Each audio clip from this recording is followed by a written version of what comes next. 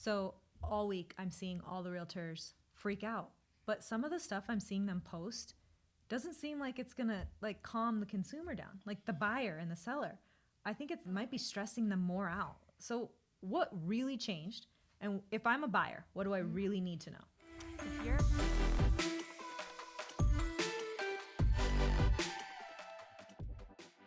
If you're a buyer, the main thing you need to know is to make sure that you are fully pre-approved with your lender prior to ever searching for any home, but also understand that with this new lawsuit, there is an additional document that will need to be filled out from your agent before you tour any home. This is the buyer-broker agreement? This is the buyer-broker agreement. But with that document, there may be a commissions that you might have to pay your agent if the seller is not willing to offer commissions to the buyer-broker.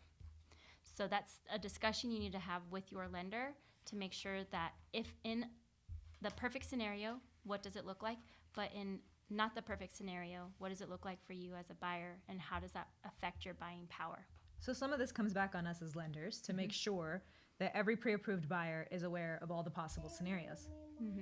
But these are just possible scenarios, right? Like there's a very real chance you buy a home in the same way that every buyer has been buying homes for the past decades. Forever. Because a lot of realtors on the sell side will be advising their sellers to offer commission to a buyer's agent, don't you think? Absolutely, and that's something that I will personally do because as a listing agent and a buyer's agent, I work between them both healthily. Healthily? Is that a word? It is today. But I work with both sides very evenly. And I think as a listing agent, something that I will share with my clients when it comes to selling their property is that, listen, your buyer's pool is either going to stay healthy if you're willing to offer a compensation. What that looks like, we can discuss on another day.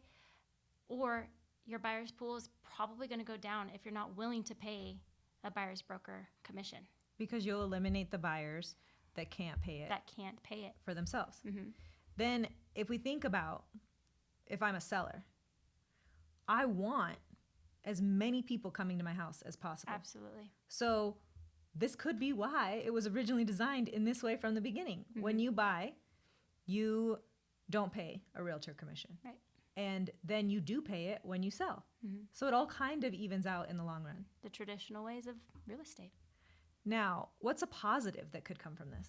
A positive is that a buyer is able to not pay for the commissions, and say the seller is willing to give a certain amount of commissions to the buyer's agent that exceeds what the contract between you and a buyer, myself as an agent and a buyer, have contracted.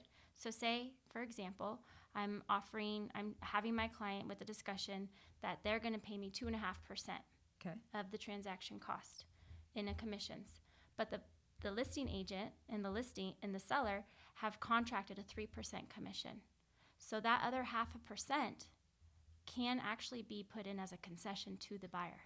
Oh. Yeah, so the concessions could either go to the buyer as an extra closing cost, maybe a reflection in the purchase price, or it could be drawn up in a way to where the agent is getting paid the extra 0.5%. So this comes down to working with a realtor who knows the ins and outs of all this stuff. Yeah.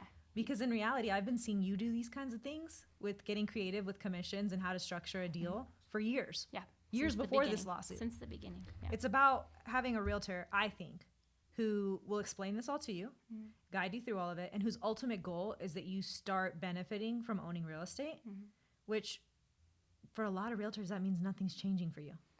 And that's something I discussed with my transaction coordinator is I don't feel worried about these changes at all. It's just documentation we need to get familiar with. And other than that, and just educating our clients, both on the listing side and the buying side, what that actually means that you're signing. If your realtor is going to walk you through it line by line, odds are you found a good realtor and you don't need to worry about the rest. Yes, don't worry about the rest. The services will speak for themselves.